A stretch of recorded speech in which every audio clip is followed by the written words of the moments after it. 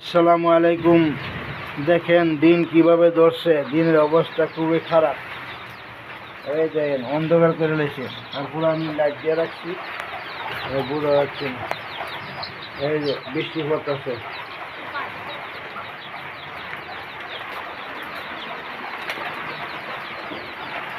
অবস্থা খুবই খারাপ, কিচ্ছু বোঝা যাচ্ছে না, দেখা যাচ্ছে না। দেখেন দিন অন্ধকার করে আছে,